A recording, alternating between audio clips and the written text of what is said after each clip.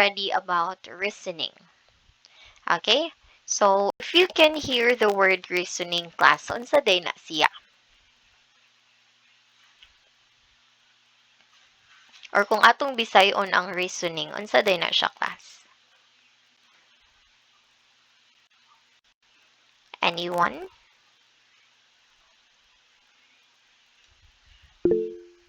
Hinungdan. Yes. Hinungdan in Bisaya. So if we are going to define it, last, what is reasoning?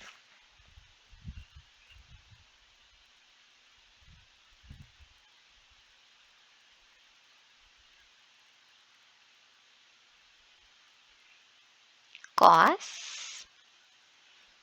Okay, yes, it can be. That's the cause why it happened. Okay. Excuse. Yes, it can also be.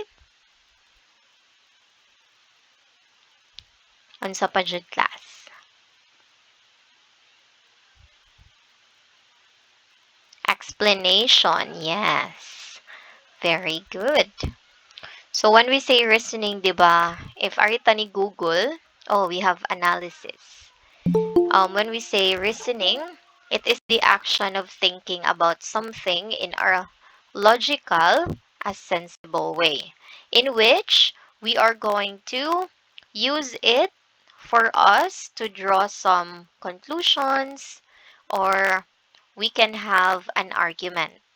So I hope you didn't use your reasons in doing your activities, um, or in not doing your activities or quizzes in your subjects.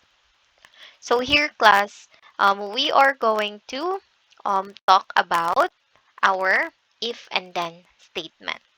So unsa din ang if and then statement, class? If you have the word if in your English nga lesson, unsa din na siya? Kana mga what ifs. Unsa din na siya?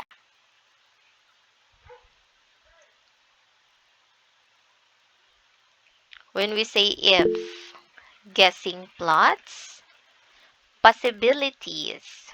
Very good. So you have there, since we are talking about possibilities of your reasons. Okay? And then statements, those are the things that you are going to say, you're going to relay. So those are our lessons for today. So if and then statement, class, we are going to determine the relationship between the hypothesis and conclusion of an if and then statement. So you will know later on what is the hypothesis and what is the conclusion. And determining the inverse, converse, and contrapositive of an if and then statement. And the last one is to illustrate the equivalences of statement and its contrapositive and the converse and the inverse of a statement. So, taas-taas rin na silang mga title, class, but kuan lang ni siya nga lesson. It's very quick, especially I think you have an idea of this one tungod sa inyo ang English nga lessons. Okay. So, let's start with um, an activity. So we have here, you're going to find my match. So on the left side, you can see there the word input, while on the right side, you can see the word output. So we have here some phrases for our input and some phrases as well with our output. So I want you to match, class, kung asa ang ma-relate nila sa imuhang input o sa imuhang output. So let's try first with the first one. I studied for my math test. What could be the output? I got a good grade. Okay, very good. I got a good grade. That's correct. How about for the next one? It is raining. We have here, we need to use our umbrella. Okay, that's correct. And then we have here, people are exposed to germs. So, unsa kaha na siya?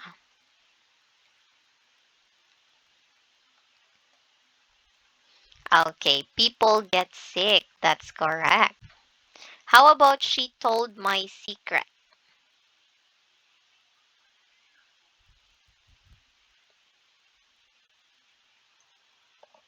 Okay, so you have there, I felt sad and betrayed. That's all correct. And the last one, mom was in the kitchen cooking all afternoon.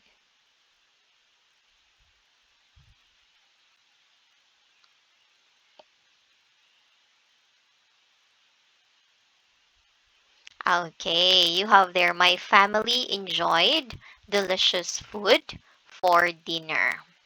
Okay, that's correct, class. So actually, dali ra kayo siya makuan sa ma-identify ninyo because you have there the outputs really relate to our inputs. Now, if I'm going to ask you, class, how did you come up with your answers?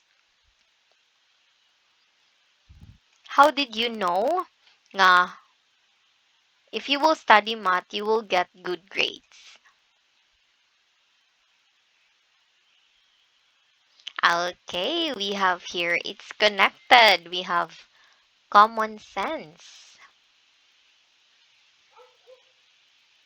Okay, it's relation. Hypothesis.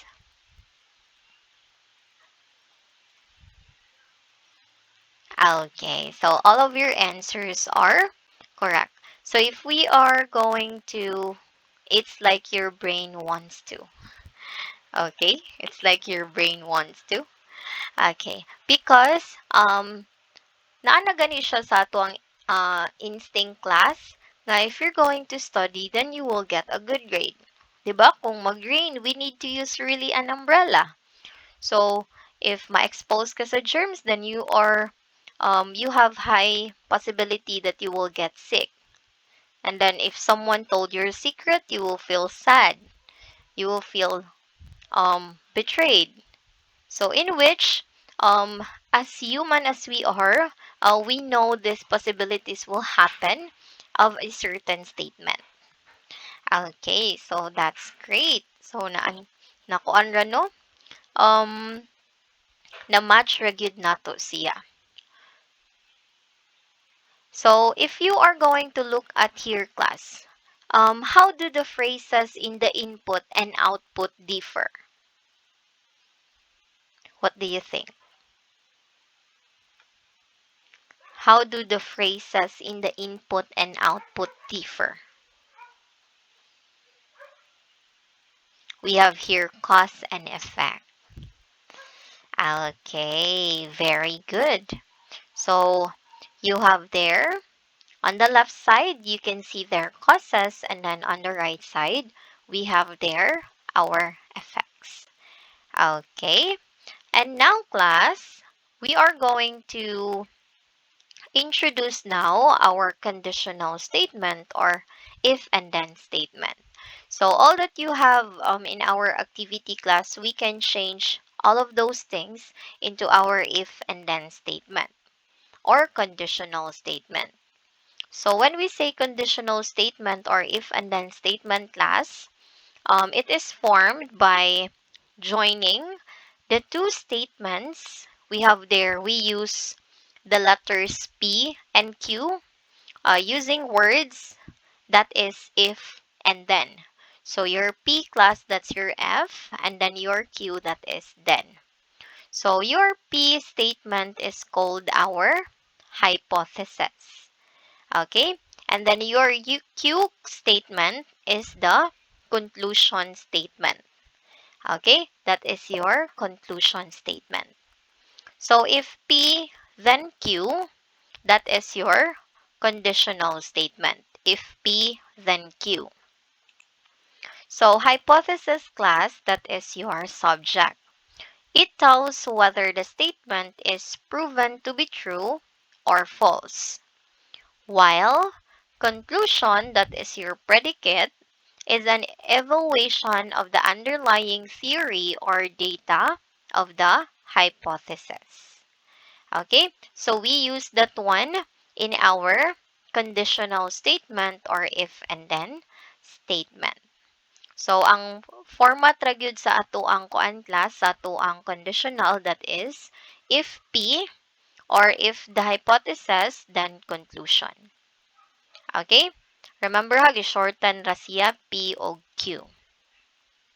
So we have here examples class. Mao ni siya to ang nasa tong activity a while ago, in which inyong gi-connect atong input o atong output. I studied for my math test. So we are going to look at first class, what is our hypothesis there? Our P, our subject. That is for our input. Di ba, mao na siya tong gihatag ganina. And then, for our output, that is, I got a good grade. Di ba, mao na siya to ang output. So now, class, you are going to look for sayahang hypothesis o sayahang conclusion. So, using the if and then statement, the input is the hypothesis of the statement and the output is the conclusion. Or meaning to say, our P is our input, this one, and then our output is our conclusion or our Q. So if we are going to write that one class into if and then statement, it could be, if I studied for my math test, then I got a good grade. Okay? Kaya ato ramon siyang i-identify class. Kung asa ang imuhang hypothesis and asa ang imuhang conclusion. Then, ingon man ta nga, ang ato ang input is mao to siya ang hypothesis. So, di ba, if P, then Q man.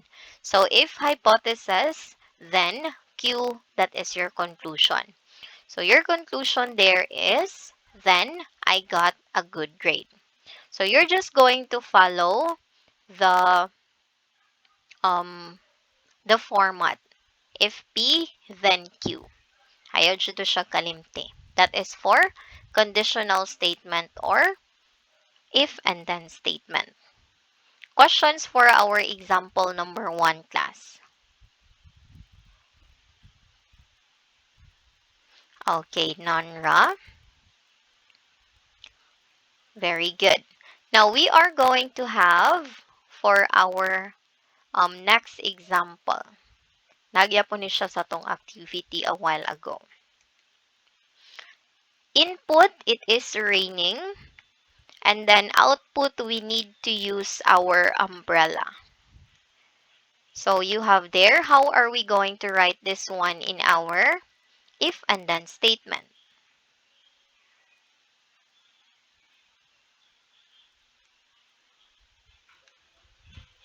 Okay, try daw to answer. It is raining. We need to use our umbrella.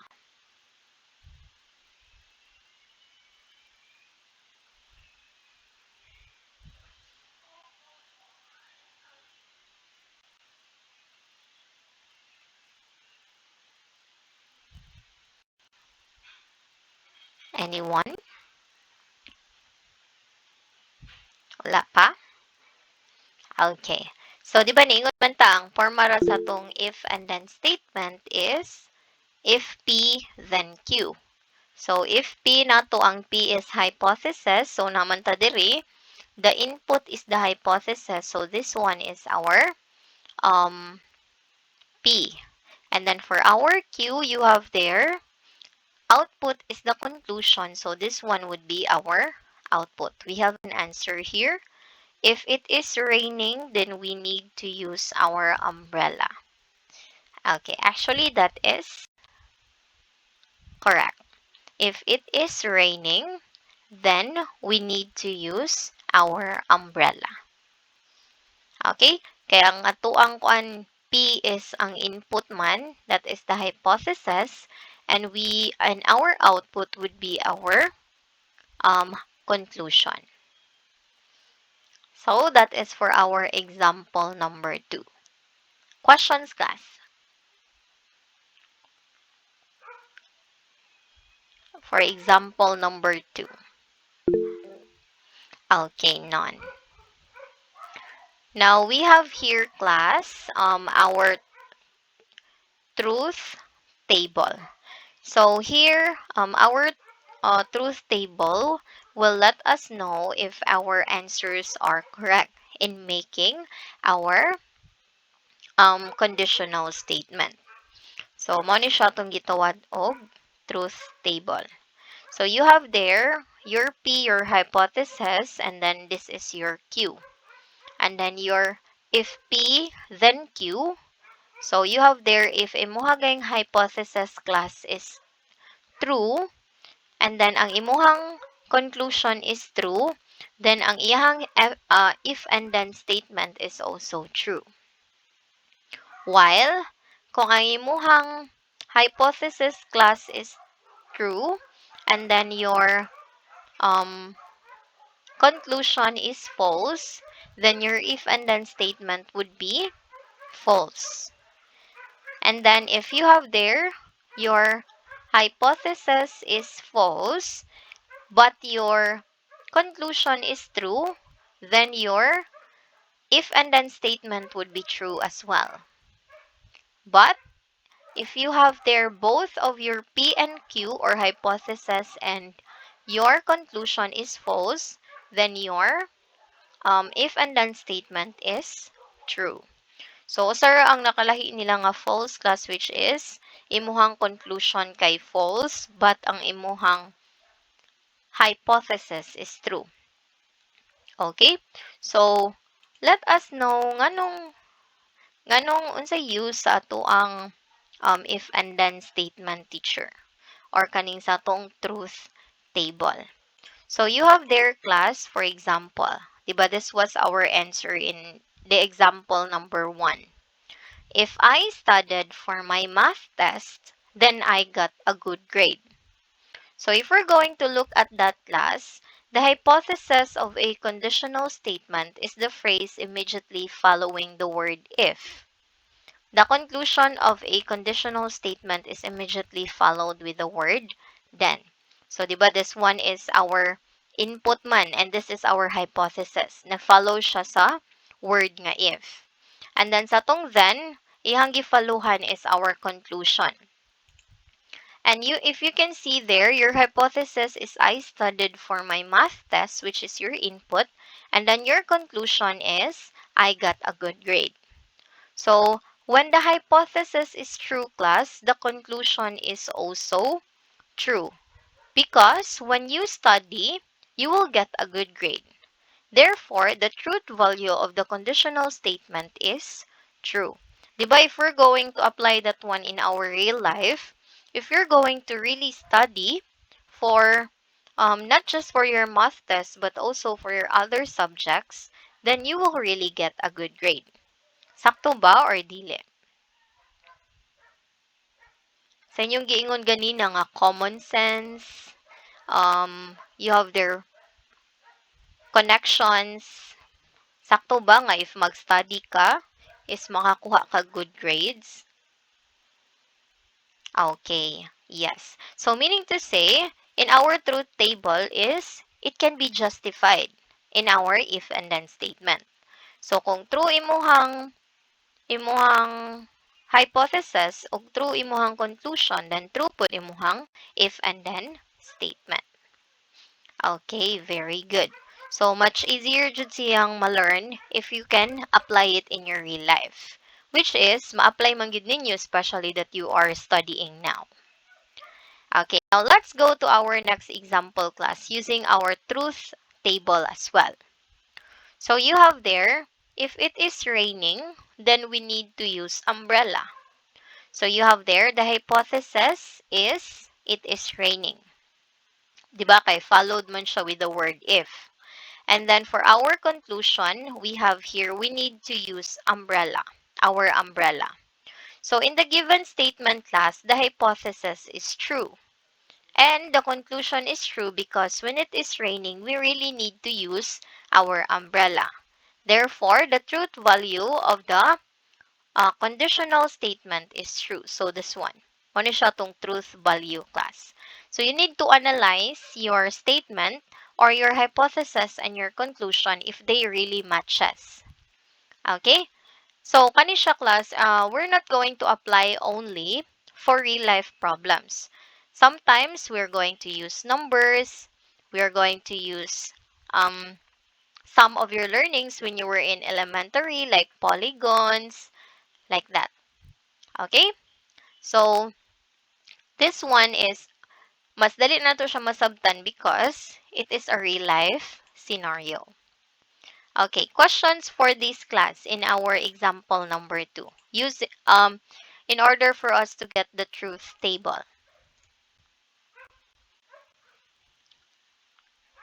Nay questions?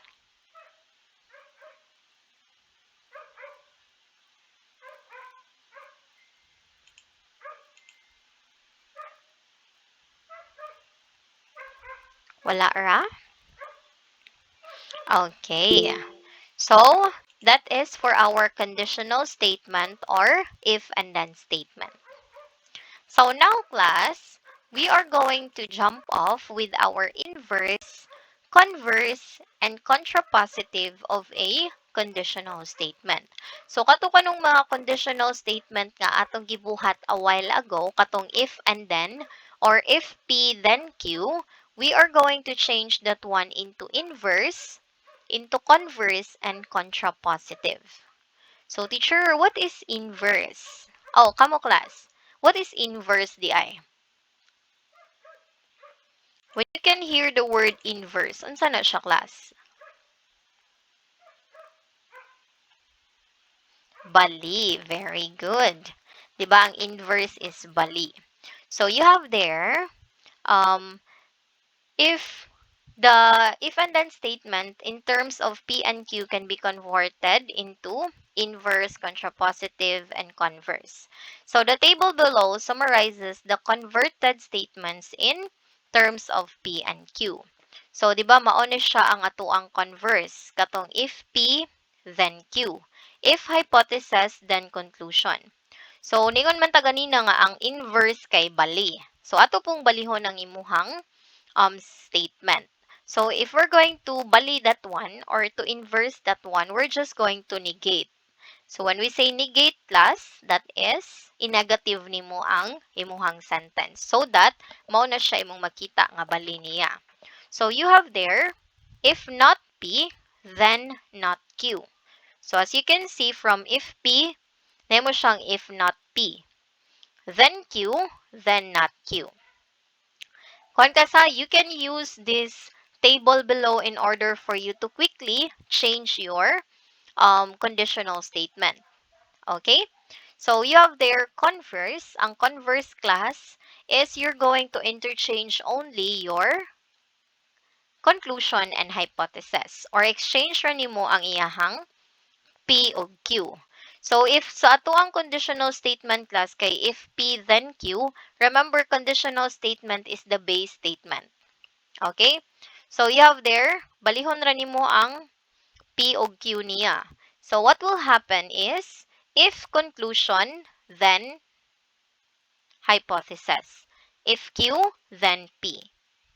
And then for contrapositive class, contrapositive is the negation of your converse. So, ang kani imong contrapositive, maura pod imong i-negate or a negative sentence sa imong converse. So, if not Q, then not P. If not Q, then not P.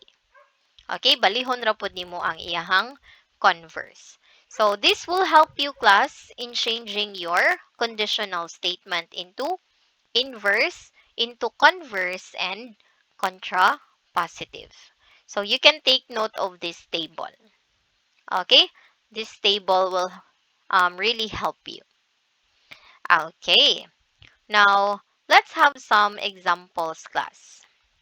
So let's start first with inverse. So with inverse, you have there to write the inverse of a conditional statement. Simply negate both the hypothesis and conclusion. So manaman siya kung giingon ganina. So you have there, class, di ba mao ni siya to ang conditional statement. If P, then Q. If P, then Q. Ang yang inverse, if not P, then not Q. You have there, if you drink Sprite, then you obey your thirst. So that is your conditional statement. This one is, if you can remember, this is a kuan ka ng commercial before sa Sprite. Mo nilahang ka ng murag tagline. If you drink Sprite, then you obey your thirst. So if we're going to inverse that one, kay negative man daw nato iyahang P, so di ba asa man natong P ani nila, class? Sa if you drink Sprite, then you obey your thirst. Sige daw, ato sa i-identify asa ang P ana. Ari sa mo tanaw sa conditional.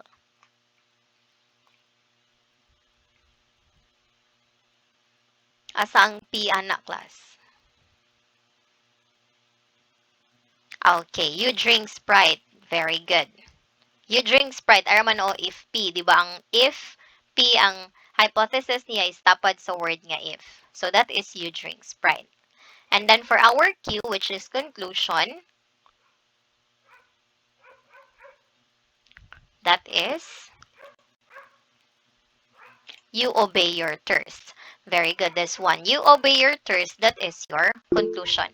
Makita man na to, class, kay conditional statement man atong base niya. Okay, conditional statement atong base. So, if P, then Q. So, if P, tapad sa P kay ang if. And then, ang Q kay then. So, if you are just going to inverse that one. So, if you drink Sprite, so, imo na siyang in-negative. So, you have there, if you do not drink Sprite, then you do not obey your thirst. Okay? So, as you can see, na kay mga word nga not diha. So, remember, class, ha, dili lang ta mo butang diretso og word nga not. Like, for example, you will just say, if you not drink Sprite, then you not obey your thirst. So, remember, we need as well here our grammar. Okay? So, dapat kuan gyapon siya. Grammatically correct. So, you have there, if you do not drink Sprite, then you do not obey your thirst. So, that is now your inverse. So, negative, because you have there your word not, which is sa atong truth table, correct gihapon siya. Kung di ka mo inom og Sprite, wala jud nimo gi-obey imong thirst. Okay. So, questions, class, for our example in inverse. Inverse pa na siya, class, ha? Questions? Okay, wala ra. Now, let's go to our next one, class, which is our converse. So, for converse, class, we have here. So, interchange lang ang hypothesis and conclusion. So, same sa kung giingon kanina. So, that is the then part becomes the if part, and then the if part becomes the then part. So, you have there, conditional statement yapon niha. So, if P, then Q. So, atong converse, class, kay balihon ra nato ang if Q, then P. Okay? So, ato ra siyang balihon. So, di ba ningon ta ganina, our hypothesis is you drink Sprite. And then our conclusion is you obey your thirst. So, if we're going to change that one, balihon ra nato atong sentence, ang iyang conclusion o iyang hypothesis. So, what will happen is, if you obey your thirst, then you drink Sprite. Okay? If you obey your thirst, then you drink Sprite. That is how you're going to make your converse. Okay? That is for our converse. Sige. Questions for this one? Okay, none ra. Okay, very good. So, dali ra jud siya ma-identify no if you have there the kuanda ka ng pattern. Actually, the pattern is very important. Okay? Now, let's go to the last one, class, which is contrapositive. So, ang pag-form sa contrapositive kay get its inverse first and then interchange its hypothesis and conclusion. Or pwede po, kuhaon ni mo daan ang converse and then imo ra siyang inigate. Okay? Two different ways siya pero pareha ra gyapon siyang answer. Ang kaning gihatag diri kay get its inverse and then interchange its hypothesis and conclusion. The next one is pwede nimong kuhaon ang iyahang converse and then imo siyang inigate. Okay, mo na siyang second nga way. So here, you have conditional statement, if you drink Sprite, then you obey your thirst. Diba kung inverse kay negative man nato siya. If you do not drink Sprite, then you do not obey your thirst. So kung contrapositive class, ato ra siyang i-exchange ihang P o ang ihang Q. Since negative naman ang inverse class, we are not going to make it positive again. Okay? Dili na nato siya ibalhin. So, i-inverse nato siya and then i-contrapositive. If you do not drink Sprite, then you do not obey your thirst. Yang contrapositive, if you do not obey your thirst, then you do not drink Sprite. Okay? If you do not obey your thirst, then you do not drink Sprite.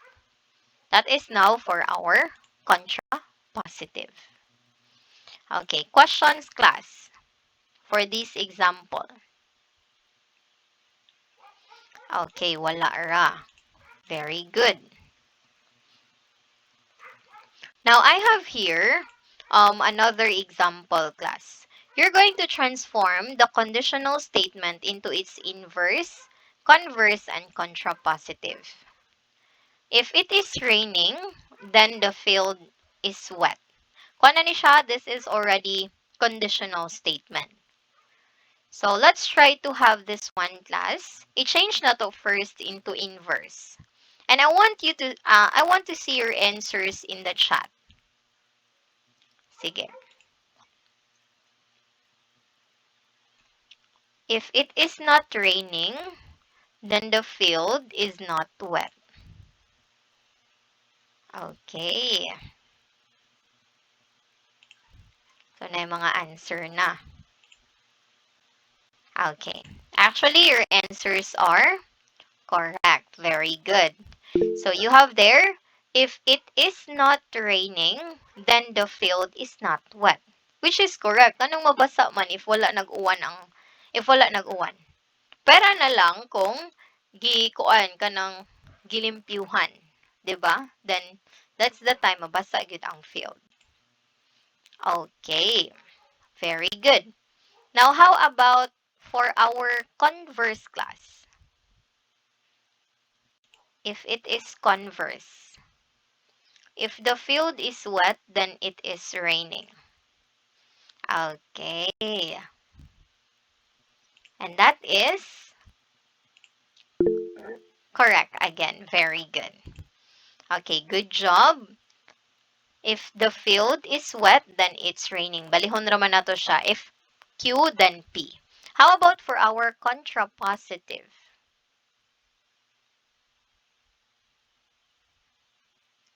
If the field is not wet, then it is not raining. Okay, very good. If the field is not wet, then it is not raining. So, diba, from our conditional, we change it into four nakabuok. From conditional to inverse to converse to contrapositive.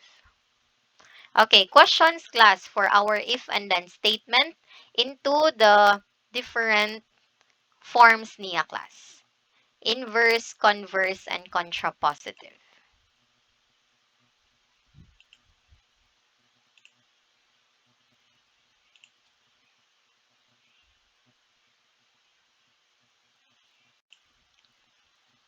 Wala right questions?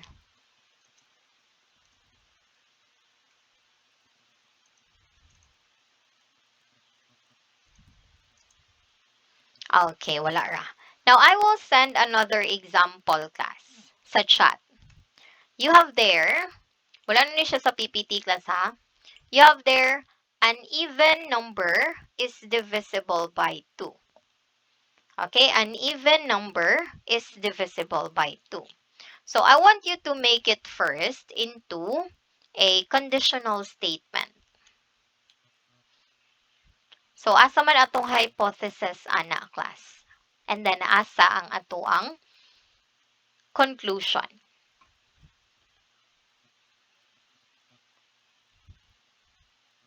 Sige.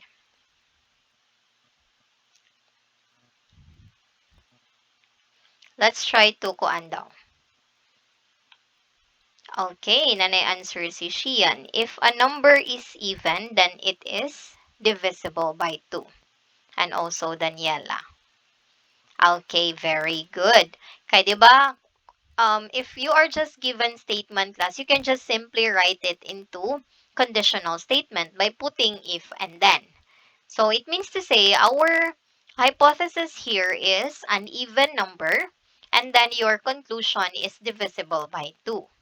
So if we're going to make it into conditional, if an even number or if a number is even, then it is divisible by 2. Okay? Or napod tayo usa, if it's an even number, then it is divisible by 2. Actually, kaning duha ka statement, it can be ha, okay ra na siya. If a number is even or if it is an even number. Basta make sure lang it is grammatically correct. Okay? So, but here, you can also say if a number is even, then it is divisible by 2. Okay? So, pwede nimo siyang murag siyang ihatag nimo example. For example, if a number is even, like that. Okay. How about for our inverse class?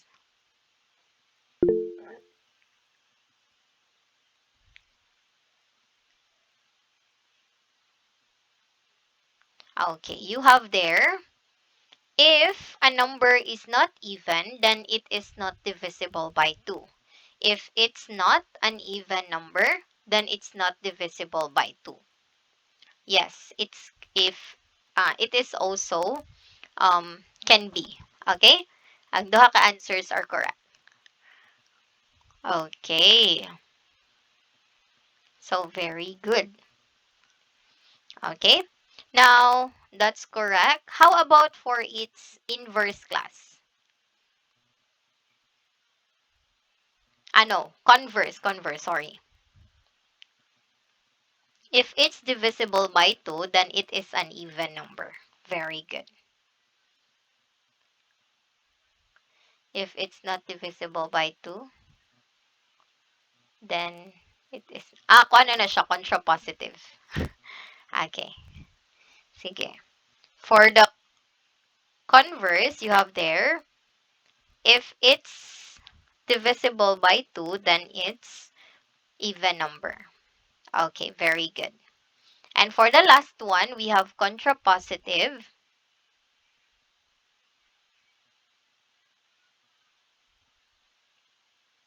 If it's not divisible by 2, then it is, maybe it is not an even number. Okay? So, class, you can also have an answer. If the number is not divisible by 2, then it is not an even number. So, pwede na tong unahon lang guro na to class kung unsay makadefine niya. Like for example, unsa man na siya, that is a number. So, you're just going to write, if the number is not divisible by 2, then it is not even number. Okay, unahon na to kung unsay mo define niya. Kung unsa na siya, number ba na siya, shape ba na siya, polygon ba na siya, mo ato siya isuwat og first. Okay, para uniform tag-answer ba.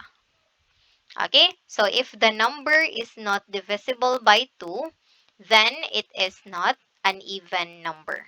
Para mo relate gani siya sa atong kuan class, sa ato ang both hypothesis and hypothesis and conclusion.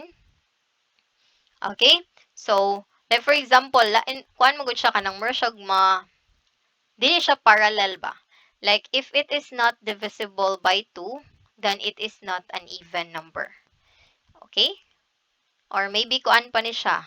Nadugay lang og send ang answer ni Sean. Okay?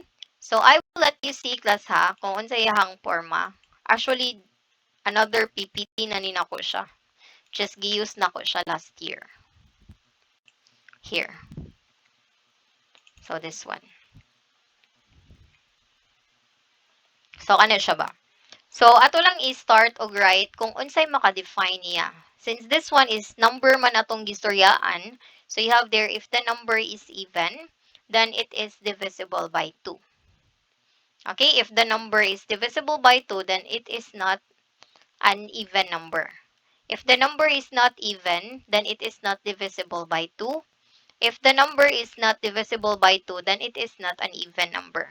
Ato sa siyang i-define kung unsa na siya. Number ba na siya, polygons, shapes, triangles, circles, like that.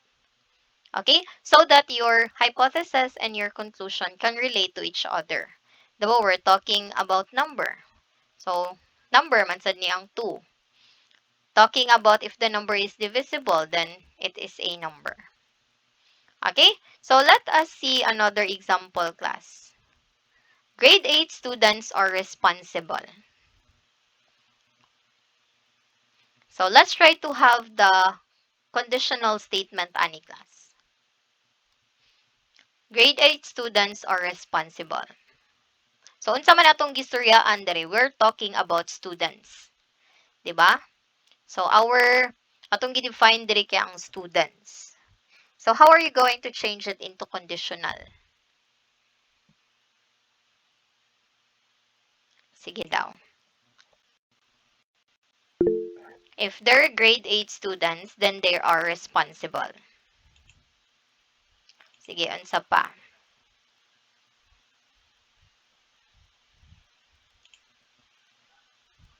Kuan man jud kani siya class kanang flexible pud ni siya if we're going to answer.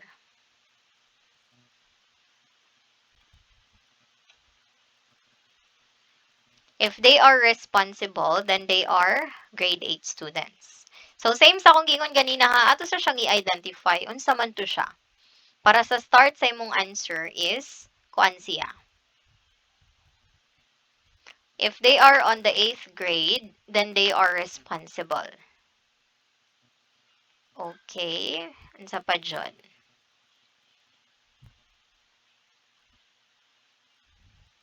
Diba, we are talking about students here. So you can say, class, if the students are grade 8, then they are responsible. So students man atong gistoryaan diri class. So you're going to kuan, mura na to siya i-justify ba nga students ato ang gistoryaan. So you're going to say, if the students are grade 8, then they are responsible. Okay, if we're just going to say if they are 8th grade, then they are responsible. So, actually, it can be mansad nga if they are 8th grade or grade 8, then they are responsible students. But remember, class, nga ang nag-hold manggod sa tong word nga students is naa sa tong P. Okay? Naa sa tong P. So, actually, it can be okay ra gyud na siyang answer class. Pero ato lang i-try nga. Ang satong if nga part is we are defining kung unsa ato ang pasabot sa atong conditional statement. Okay? So you have there, if the grade 8 students or if the students are grade 8, then they are responsible. Nagets ra ba class unsa ang gimina ko? Or nagets ra kung unsa akong gipasabot? Okay. So, where na to siya i-identify ba? So, if we're going to have our converse, sorry ha, bali ba ni siya kay dapat inverse, converse, contrapositive man tong nasa first slide. Pero kani kay converse akong ipakita. So, for converse class, di ba ang converse kay bali raman. Sorry na pud ka, if the students are responsible, then they are grade 8 students. Okay? That doesn't kind initiate other students of grade 8 aren't.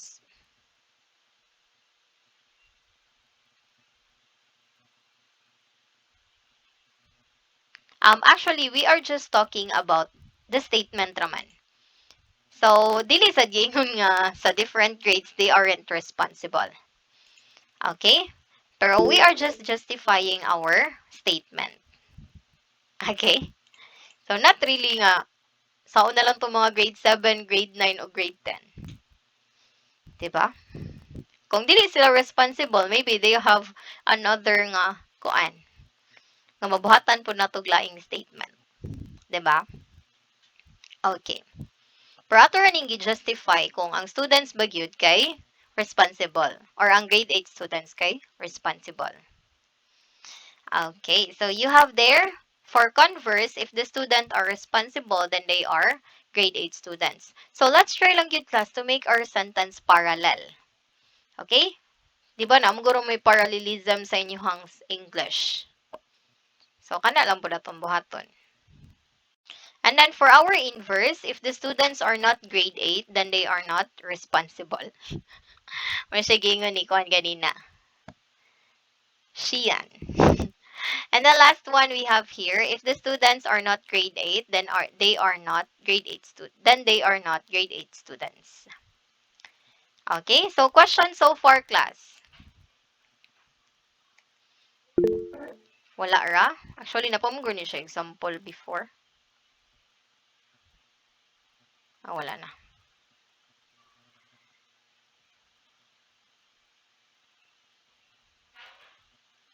Okay. So, wala ra, class. Muna siya kung slides pagkuan. Grade 8 sa una, pero grade 9 na ron. Okay, wala ra questions, no?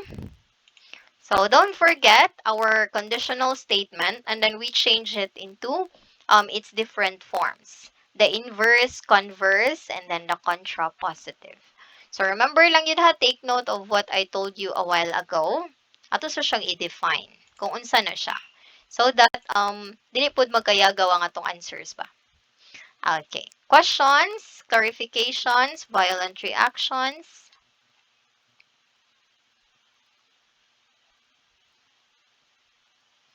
Wala ra. Okay, if wala ra, and then that's it for the if and then statement or conditional statement change into another forms lesson. And then